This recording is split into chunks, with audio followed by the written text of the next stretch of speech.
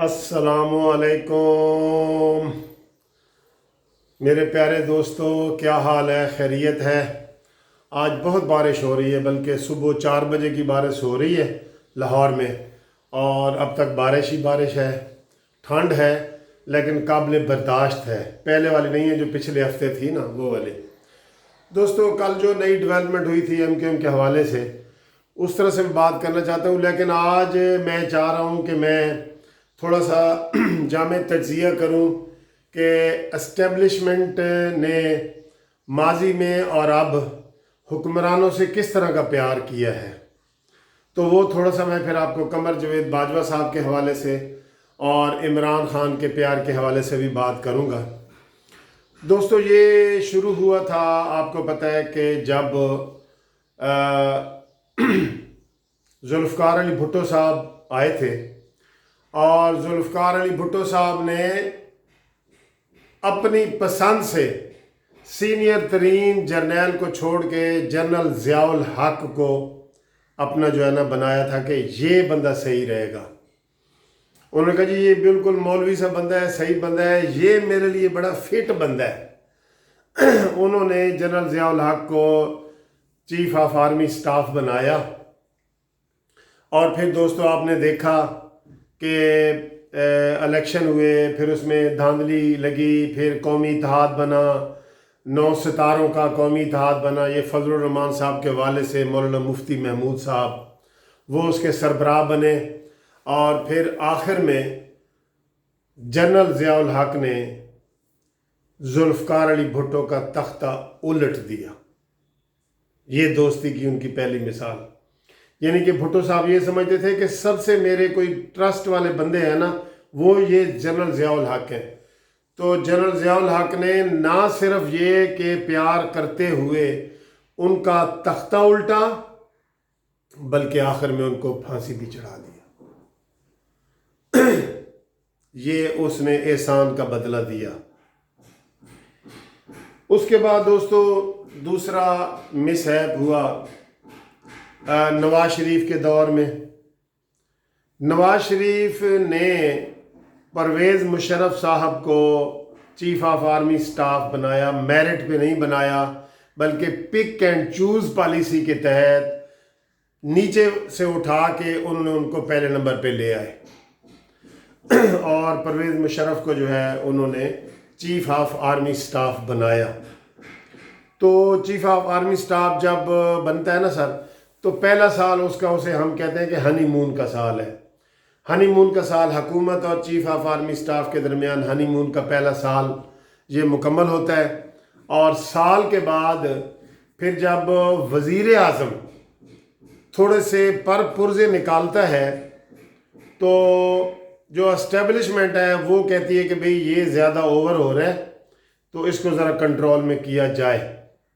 क्योंकि ये control democracy शुरू से ही आ रही है, पाकिस्तान बना ही आ रही है, लेकिन ये अयूब खान के दौर से देखें, अयूब खान के दौर से आ रही है। तो इसे कहते हैं कंट्रोल डेमोक्रेसी। वो बज़ाहिर तो वज़ीर आज़म होता है, लेकिन वो रिमोट कंट्रोल से चलता है। ठीक है दोस्तों, अब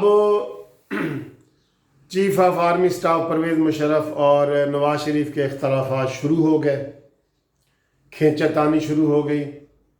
नवाज शरीफ साहब जो थे वो थोड़े ज़िद्दी मशहूर हैं कि वो ज़िद्दी हैं, या वो कहने लगे कि भाई मैं अब नज़रियाती हो गया हूँ, तो उन्होंने उनसे मुकाबला शुरू कर दिया।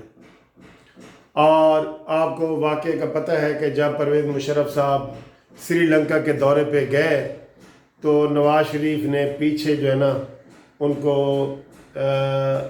नौकरी से बर्खास्त करके, तो ज़ियाउद्दीन भट्ट, जनरल ज़ियाउद्दीन भट्ट को नया चीफ ऑफ आर्मी स्टाफ बनाया। तो फिर वो वाक़े भी आपके सामने है कि उन्होंने कराची में, परवेज़ मुशर्रफ ने कराची में उतरना था उनके जहाज़ ने, तो उनको वहाँ नहीं उतरने दिया गया, और उनको कहा गया कि कराची के अलावा आप जिधर मर्ज़ी उतरें, सिंध के किसी भी सिंध के जो इलाके हैं वहाँ पे उनको किसी अड्डे पे कहा गया। تو لیکن یہ غلط العام ہے کہ ان کو کہا گیا کہ جاؤ انڈیا چلے جاؤ، یہ ایسی بات نہیں تھی، نہ ایسی بات نواز شریف کر سکتے ہیں اپنے چیف آف آرمی سٹاف، چاہے وہ سابقہ ہو یا موجودہ ہو، یہ ایسی بات نہیں ہے۔ ان کو یہ کہا گیا تھا کہ ادھر قریبی ہے، شکارپور کے پاس ہے، تو ادھر ہی جیکب آباد شاید جیکب آباد ہے یا اس طرح کا، کہ اس ایئرپورٹ پہ اتر جاؤ، کراچی میں نہ اترو۔ لیکن انہوں نے جو ہے نا وہ بات نہیں مانی اور انہوں نے ادھر سے ہی رابطہ کیا۔ اور ادھر یہ غلطی نواز شریف کی ہوئی کہ انہوں نے بالکل نیچے سے باٹم سے اٹھا کے انجینئر کور کے جنرل کو چیف آف آرمی سٹاف بنایا، جن کے باقی جرنیلوں نے بھی ان کی جو ہے نا چیف آف آرمی سٹاف والی حیثیت نہیں مانی۔ اور اس طرح مشرف صاحب اور نیچے والے ملا کے انہوں نے آ کے جو ہے نا حکومت پہ قبضہ کر لیا اور نواز شریف کا تختہ الٹ دیا گیا اور نواز شریف کے اوپر کیس بنا دیا گیا۔ تو ان کو پہلے سزائے موت ہوئی، پھر سزائے موت جو ہے نا عمر قید میں بدلی، 21 سال کی سزا ہوئی، بعد میں ان کی جو ہے نا معافی تلافی ہو گئی اور وہ سعودی عرب چلے گئے۔ یہ ان کا دوسرا واقعہ تھا۔ اب دوستو اسی طرح کے حالات جو ہے نا وہ قمر جاوید باجوہ اور عمران خان کے ہیں۔ عمران خان اور قمر جاوید باجوہ کا بڑا پیار ہے اور میں یہ سمجھتا ہوں کہ اس میں بھی جو ہنی مون کا پیریڈ ہے وہ گزر گیا ہے، اور اب ویسے بھی قمر جاوید باجوہ صاحب کی بڑی لے دے کر کے ڈسپیوٹڈ متنازعہ یہ وہ کر کے ان کی ایکسٹینشن ہو گئی ہے اور انہوں نے ایکسٹینشن بھی لے لی ہے۔ تو لہٰذا اب قمر جاوید باجوہ صاحب کا پیار عمران سے اتنا نہیں ہوگا جتنا کہ پہلے تھا۔ کیوں؟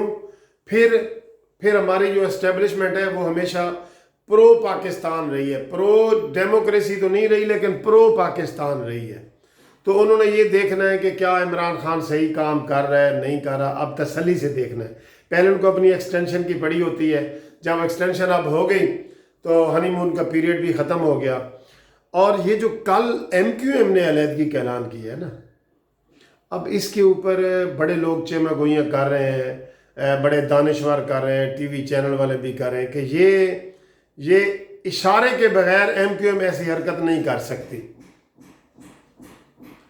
کیونکہ ایم کیو ایم شروع سے ہی پرو اسٹیبلشمنٹ ہے اور وہ وہی رہنا چاہتی ہے۔ ضیاء الحق نے ان کو بنایا تھا اور ضیاء الحق نے ان کے خمیر میں مٹی جو ہے نا وہ ضیاء الحق نے ڈالی تھی، تو وہ اسی طرح چل رہی ہے۔ اور وہ یہ کہتے ہیں کہ وہ اسٹیبلشمنٹ کے اشارے سے کے بغیر اتنی بڑی علیحدگی کا اعلان نہیں کر سکتی، بلکہ جتنی بھی چھوٹی جماعتیں ہیں وہ اس طرح کا ان کا تھوڑا سا لنک ہے۔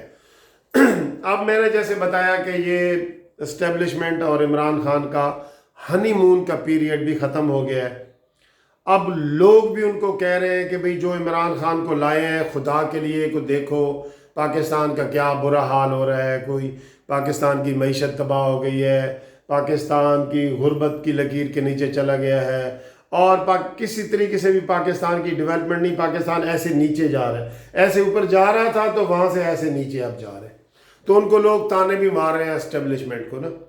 تو یہ واقعہ آپ کے سامنے ہو گیا ہے ان کا ایم کیو ایم کا، اور جو ہے اختر مینگل نے بھی گرین جھنڈی دکھا دی ہے کہ بھئی ریڈ جھنڈی دکھا دی ہے کہ میں بھی اس حکومت کے ساتھ نہیں رہنا چاہتا۔ جو چودھری برادران ہیں وہ بھی پرو اسٹیبلشمنٹ ہے۔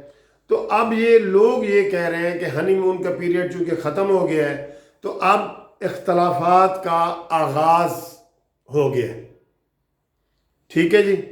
اور یہ عمران کو سیدھا کرنے کے لیے بھی یہ ایم کیو ایم کو تھوڑا سا ہٹایا گیا ہے پیچھے کے، تاکہ عمران کو پتہ چلے کہ وہ خود اپنے پاؤں پہ نہیں کھڑا ہو سکتا، وہ بیساکھیوں کے سہارے کھڑا ہے۔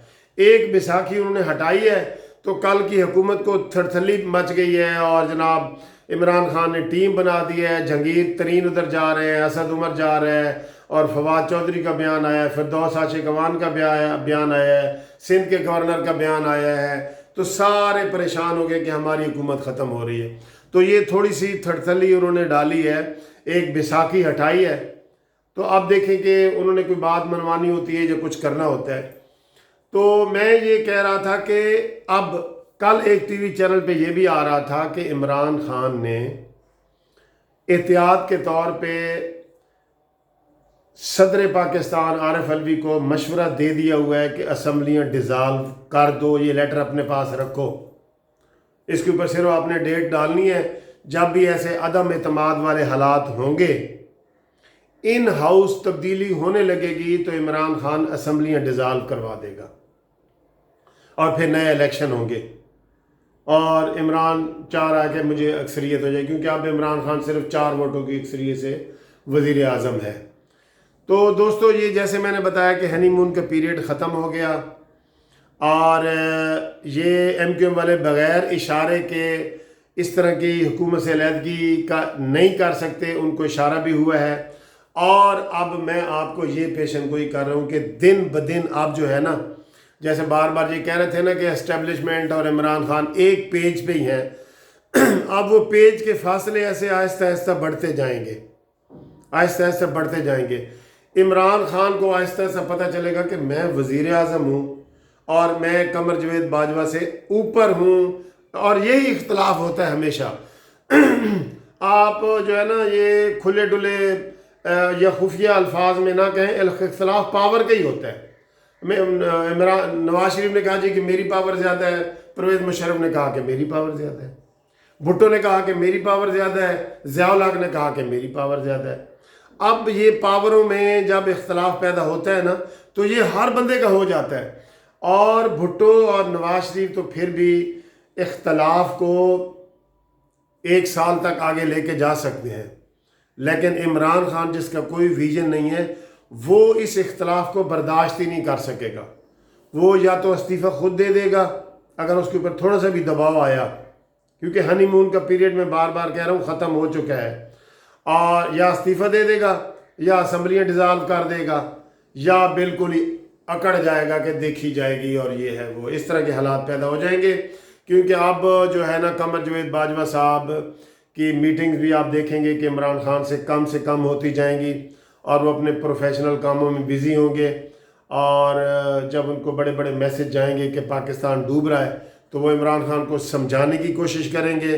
तो इमरान खान कहेगा मैं वज़ीर आज़म हूँ, वो समझाना है मुझे कोई नहीं समझा सकता, वो अकड़ दिखाएगा।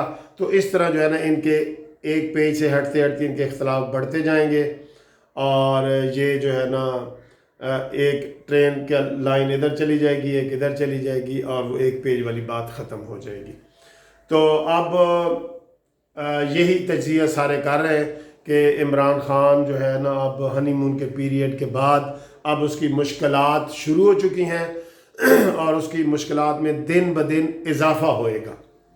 देखें ना, कल के वो कितने मिन्नते तरलों पे आए हुए हैं MQM के, जिसको इमरान खान सबसे बड़े चोर डाकू कहता था, MQM को दहशतगर्द कहता था, उनके लिए मिन्नते तरले कर रहा है इमरान खान के, खुदा के लिए ना जाओ, खुदा के लिए ना जाओ। तो ये दोस्तों हमारी हुकूमत की, हुक्मरानों की और एस्टेब्लिशमेंट की स्टोरी मैंने सारी आपको सुना दी है। अगर ये आपको पसंद आई है तो सब्सक्राइब करें और इसको लाइक और शेयर भी करें। और I love you, thank you very much for subscribing, और लोगों से जो सब्सक्राइब करवा रहे हैं उसका भी बहुत बहुत शुक्रिया। अल्लाह हाफिज़।